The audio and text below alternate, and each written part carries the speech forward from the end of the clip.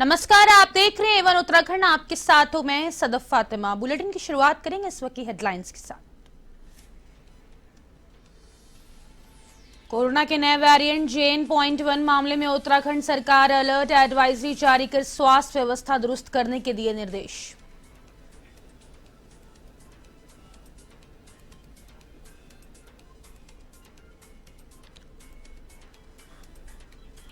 सरकार ने शुरू की बजट की तैयारियां, लोगों से मांगे सुझाव, भाजपा ने किया स्वागत, जन अनुरूप होगा बजट।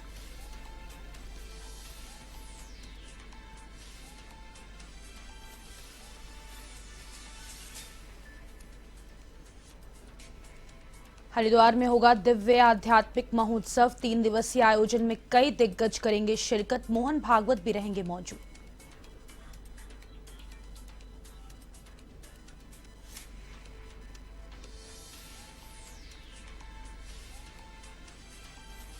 मूल निवास पत्र पर सियासत हुई तेज, कांग्रेस ने सरकार की मंशा पर उठाए सवाल, आंदोलन की चेतावनी के बाद जारी किए निर्देश।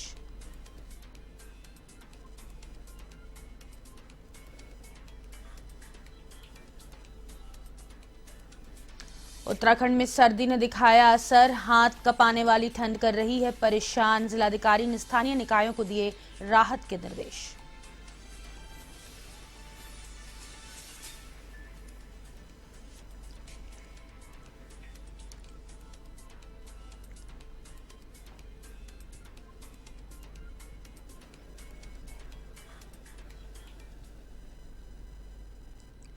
केरल में कोविड के नए वेरिएंट JN.1 का मरीज मिलने के बाद उत्तराखंड सरकार अलर्ट मोड पर आ गई है। उसने एडवाइजरी जारी करते हुए प्रदेश के तमाम जिलों को स्वास्थ्य व्यवस्था दुरुस्त करने के निर्देश दिए।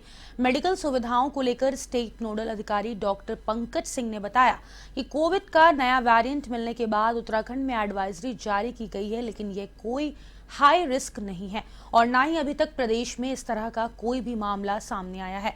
एडवाइजरी के बाद अस्पतालों में व्यवस्थाएं दुरुस्त हो, इसके लिए निगरानी की जा रही है और अगर कोई केस आता है तो समय पर उचित उपचार मिल सके, यह सुनिश्चित जारी है।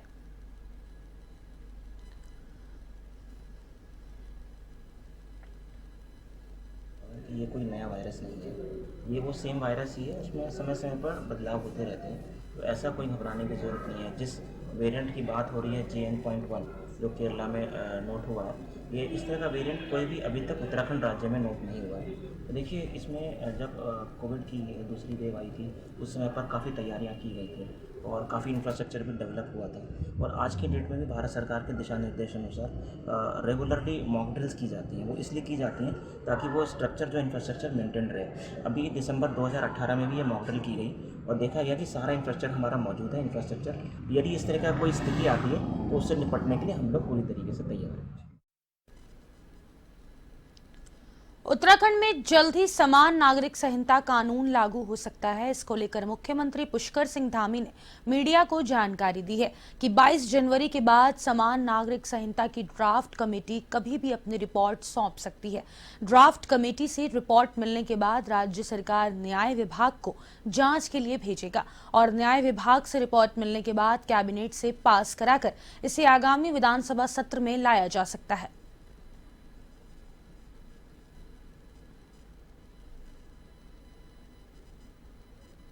यूसीसी कमेटी ड्राफ्ट बनाने वाली कमेटी से हमारी बात हुई है।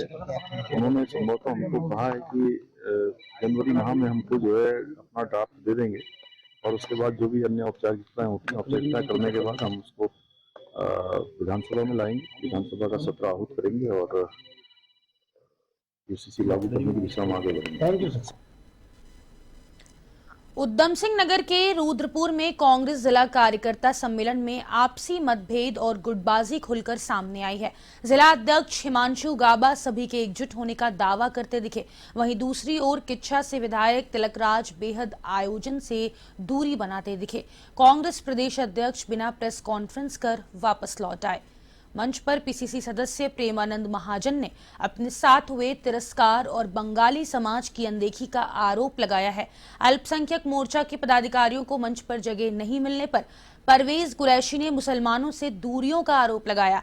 कुरैशी ने कहा कि कांग्रेस ने उन्हें वोट बैंक की तरह ही यूज किया है और आज जिस तरह से अल्पसंख्यक समुदाय की अनदेखी की है, उसका असर आने वाले चुनावों में देखने को मिलेगा।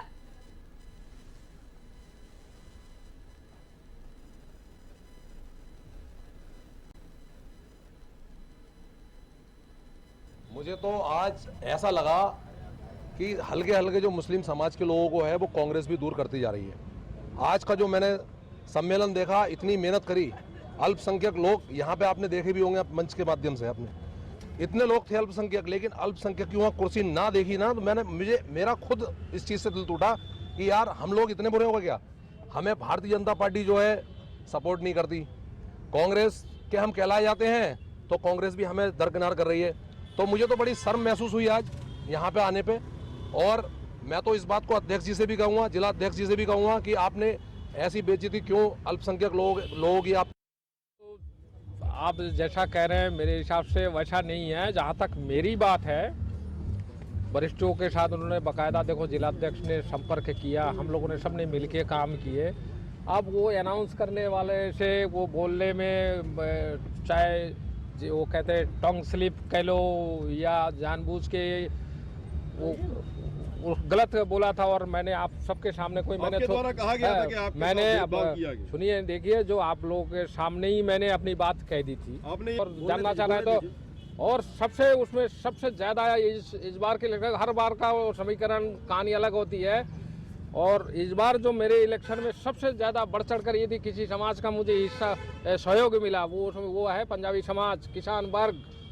मैं आपको बता दूं, मुस्लिम समाज, कोई ऐसा वो जो कमजोर तबका लगभग मेरे साथ थे। प्रदेश सरकार ने नए वित्तीय वर्ष के बजट की तैयारियां शुरू कर दी है। उसे जन भावनाओं के अनुरूप बनाने के लिए सरकार ने लोगों से सुझाव मांगे हैं।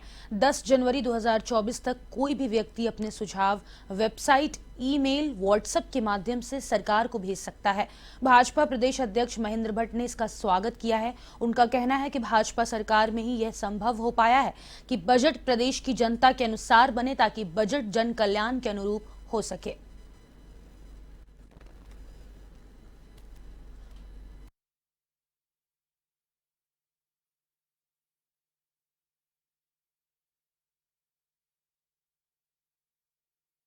देखिए, एक नई प्रक्रिया और स्वाभाविक रूप से राज्य हित में मैं इसको कहूँगा कि कई बार सरकारी तंत्री बजट का सभी चीज़ों की तैयारी करता है, लेकिन समाज के बीच से जानकारी, समाज इस दिशा में क्या सोचता है, इन सारे विषयों पर हमारे वित्त मंत्री जी ने नागरिक सुझाव मांगे हैं, और हर वर्ष वो मांगते हैं। और क्योंकि इस वर्ष का भी बजट सदन के अंदर आना है, तो स्वाभाविक रूप से चर्चा के बाद जो भी राज्य के हित में वो निर्णय किया जाएगा। उत्तराखंड सरकार ने 2024 और 25 आम बजट को लेकर जनता से सुझाव मांगे हैं। आमजन अपने सुझाव 10 जनवरी 2024 तक ईमेल, व्हाट्सएप के जरिए वित्त विभाग को भेज सकते हैं। वहीं इसको लेकर कांग्रेस ने एक बार फिर राज्य सरकार को आड़े हाथ लिया है। कांग्रेस के संगठन उपाध्यक्ष मथुरा दत्त जोशी ने कहा कि पहले सरकार को यह बताना चाहिए कि पिछली बार भी ऐसे ही सुझाव मांगे गए थे, तो क्या उन सुझावों का समावेश हो गया है और उस सुझाव के आधार पर बजट तैयार किया गया।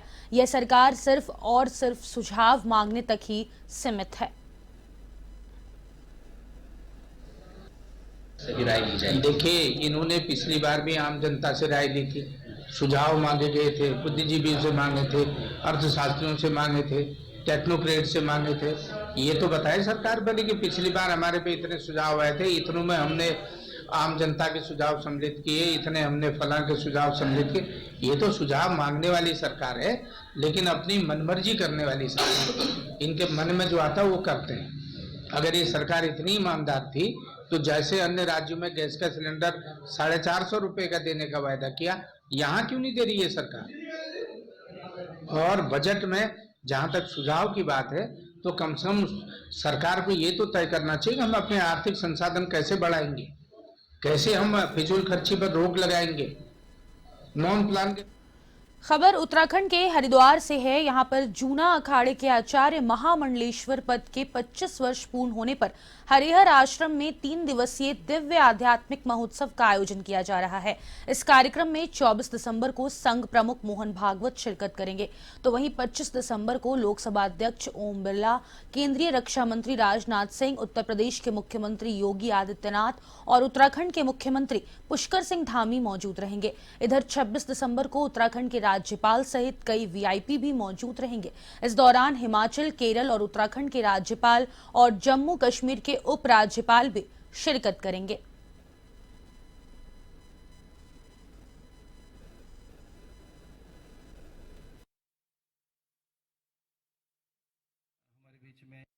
संस्कृति सनातन वैदिक हिंदू आर्य संस्कृति है और यह संस्कृति पूरे विश्व को कुटुंब मानती है। यह संस्कृति ऐसा कहती है कि इस जगत में जो कुछ भी है वो एक ही अंश का विस्तार है, कोई एक ही सत्ता, कोई एक ही तत्व सभी रूपों में विस्तृत है। इसीलिए हमारी संस्कृति में वृक्षों का आदर है, धरती, अंबर, अग्नि, जल, वायु का सम्मान है। हमारी संस्कृति में प्रत्येक प्राणी के अधिकारों की रक्षा की बात है। जबकि हम ऐसा सोचते हैं कि विश्व एक परिवार है, तो भारत की दृष्टि में संसार एक परिवार है और पश्चिमात्य दृष्टि में वो एक बाजार जैसा दिखाई देता है कि वहाँ पर वस्तुएं हैं, पदार्थ हैं। लेकिन हम बहुत संवेदनाओं के साथ जीने वाले प्राणी हैं। हम पशु, पंछी, परिंदों को अपना मानते हैं, धरती को माँ कहते हैं। और इसी क्रम में ये जो यहाँ 3 दिन के उत्सव हैं, उन 3 दिन के उत्सवों में हम ऐसे ही विचार पर मंथन करेंगे कि हम पूरे विश्व को एकता के साथ या प्रेम और सौहार्द के साथ कैसे देख सकें।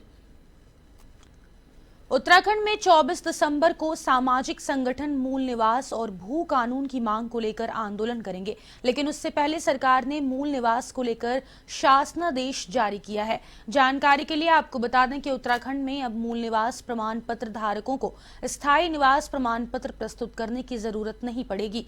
राज्य के मूल निवासियों और सामाजिक संगठनों की भावनाओं को ध्यान में रखते हुए सरकार ने यह आदेश जारी किया है। दूसरी ओर मुख्य विपक्षी दल कांग्रेस सरकार पर सवाल खड़े कर रहा है। इसको लेकर कांग्रेस के संगठन उपाध्यक्ष मथुरा दत्त जोशी ने कहा कि भाजपा की सरकार ने मूल निवासियों के साथ कुठाराघात किया है। उन्होंने कहा कि जब सामाजिक संगठनों, जन सरोकारों और मूल निवासियों ने आंदोलन की चेतावनी दी और बड़ा आंदोलन करने की बात कही है, तब जाकर मुख्यमंत्री ने शासन को निर्देश दिए हैं। कोई न कोई गलती तो सरकार ने की है, इसलिए ये काम हुआ है। नहीं तो मूल निवास प्रमाण पत्र जारी क्यों नहीं हो रहे थे? किसने रोके? इसकी जांच होनी चाहिए और ऐसे लोगों के खिलाफ कार्रवाई होनी चाहिए जिन्होंने ये काम किया है। वह लोग हैं कहाँ और क्यों सरकार के इसी सरकार में हुआ है? सब ये 10 साल होने जा रहे हैं सरकार को। मूल निवास प्रमाण पत्र में रोक लगाना निश्चित रूप से उत्तराखंड के मूल निवासियों की भावनाओं में कुठाराघात करने का निर्णय है। उनकी भावनाओं को कुचलने का काम सरकार ने किया। ठीक है, मुख्यमंत्री जी ने निर्णय लिया है, हम भी उनके निर्णय का स्वागत करते हैं, लेकिन ये निर्णय पहले। उत्तराखंड में लगातार मौसम बदल रहा है। अब पहाड़ों पर कड़ाके की ठंड पड़ रही है।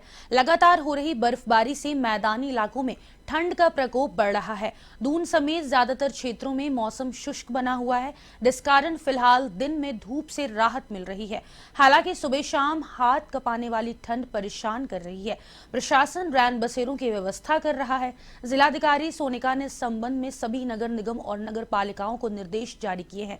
चिन्हित क्षेत्रों में बेघर और बेसहारा लोगों के लिए अलाव जलाकर और रैन बसेरों की मरम्मत कर उन्हें राहत देने के निर्देश दिए।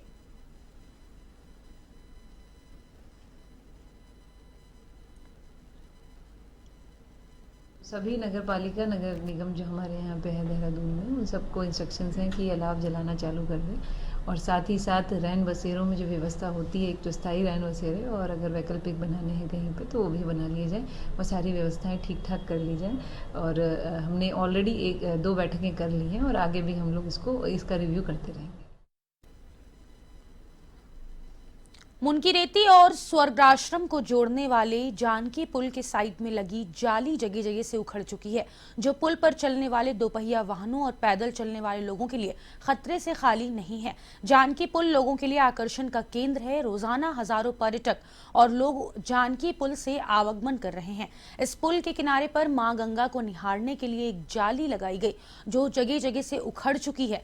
जाली के उखड़ने से लोगों की जान को खतरा है। लोगों ने पीडब्ल्यूडी नरेंद्रनगर तक जानकारी पहुंचाई है, फिर भी पीडब्ल्यूडी विभाग ने अभी तक इस ओर कोई ध्यान नहीं दिया है।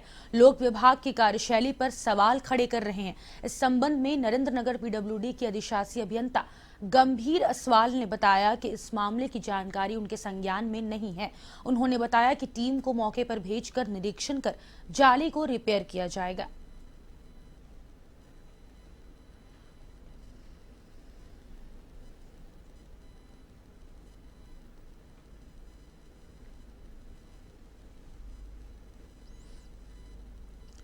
संसद परिसर में उपराष्ट्रपति की मिमिक्री किए जाने के मामला लगातार तूल पकड़े हुए है। टीएमसी सांसद कल्याण बनर्जी की ओर से उनकी मिमिक्री किए जाने पर दोनों सदनों से विपक्षी सांसदों को निलंबन किए जाने के बाद दोनों पार्टियां आमने सामने आ गई हैं। उत्तराखंड प्रदेश में भी कांग्रेस और भाजपा नेताओं के बीच जुबानी जंग छिड़ी हुई है। कांग्रेस के राष्ट्रीय सचिव काजी निजामुद्दीन ने मिमिक्री पर सवाल खड़े किए हैं। उन्होंने कहा कि मिमिक्री करना कोई अपराध नहीं है। फिल्म स्टार से लेकर राजनेताओं की मिमिक्री की गई है। कांग्रेस नेताओं की कई बार मिमिक्री की गई है। खुद देश के प्रधानमंत्री संसद परिसर में कांग्रेस नेता की मिमिक्री कर सकते हैं, उन पर सवाल खड़ा नहीं किया गया। भाजपा सरकार सांसद में विपक्ष की आवाज को दबाना चाहती है। वहीं भाजपा के पूर्व कैबिनेट मंत्री स्वामी यतीराजस्वर्णन ने इस कार्रवाई को सही ठहराया है।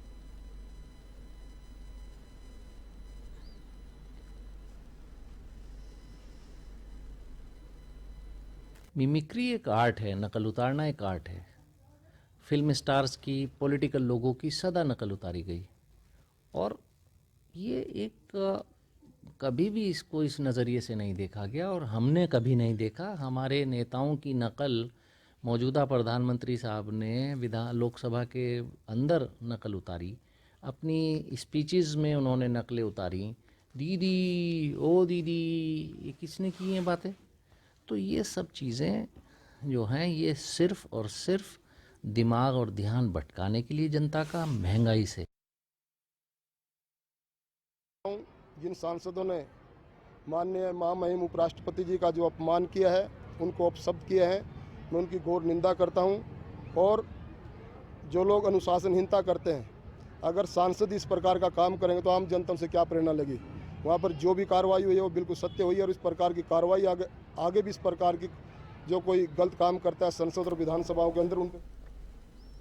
उत्तराखंड में सिलक्यारा हादसे में 41 मजदूर जिंदगी और मौत के बीच फंसे रहे। हालांकि कड़ी मशक्कत के बाद उन्हें निकाल लिया गया, लेकिन उन्हें निकालने के इस अभियान के दौरान सुरंग बनाने वाली कंपनी की लापरवाही उजागर हो गई है। साथ ही यह भी स्पष्ट हुआ कि ऐसी आपदाओं से निपटने की कोई पूर्व तैयारी ना तो सुरंग बना रही कंपनी के पास थी और ना ही केंद्र और उत्तराखंड के आपदा प्रबंधन तंत्र के पास थी। इसको लेकर कांग्रेस के प्रदेश उपाध्यक्ष मथुरा दत्त जोशी ने सवाल खड़े किए हैं। उन्होंने कहा कि सिलक्यारा हादसे के लिए कौन जिम्मेदार है, इसका जवाब सरकार अभी तक नहीं दे पाई है। सरकार ने अभी तक कंपनी पर कोई कार्रवाई नहीं की, जिससे स्पष्ट है कि सरकार किसी के दबाव में है।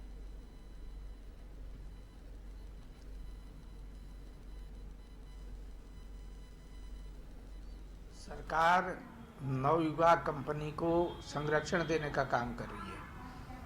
हमारा सरकार के ऊपर आरोप है कि आप किसके कहने पर, किसके संरक्षण पर नवयुगा कंपनी पर संरक्षण दे रहे हैं।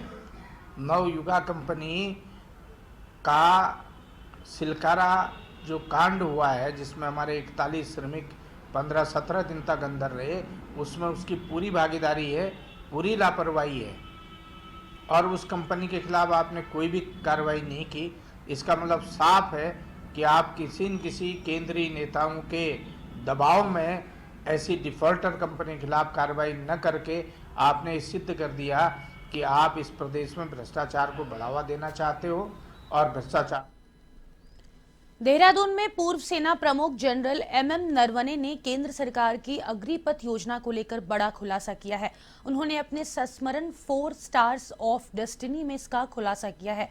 थल नौसेना और वायुसेना में अग्निवीरों की कम अवधि के लिए भर्ती की ये योजना सशस्त्र बलों के लिए चौंकाने वाली थी, जिसके कई राजनीतिक मायने निकाले जा रहे हैं। वहीं पूर्व मुख्यमंत्री त्रिवेंद्र सिंह रावत ने पूर्व सेना प्रमुख के बयान को नकार दिया है। उन्होंने कहा कि सभी सेना प्रमुख इस योजना से संतुष्ट हैं और निश्चित तौर पर सरकार ने सेना से वार्ता करके अग्निवीर योजना को सेना में शामिल की होगी। वहीं पूर्व कैबिनेट मंत्री हरक सिंह रावत ने अग्निवीर योजना को उत्तराखंडियों के लिए घातक बताया है। उन्होंने कहा कि ये योजना प्रदेश के युवाओं के लिए अभिशाप की तरह है।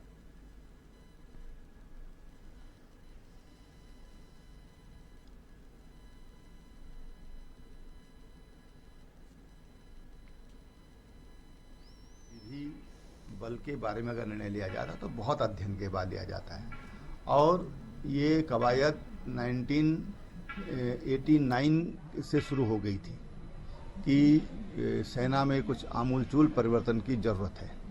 सेना को, युवा सेना की ज़रूरत देश को है, और उस हिसाब से निर्णय लिए गए हैं। अब सेना के अफसर ने किसने ऐसी बात कही मेरे संज्ञान में नहीं है, लेकिन जो भी निर्णय लिए जाते हैं, कम से कम सैन्य जो क्षेत्र है वो बहुत संवेदनशील क्षेत्र होता है, तो उसको उनको सब ध्यान में रख के सबकी सहमति के आधार पर ही लिया जाता है।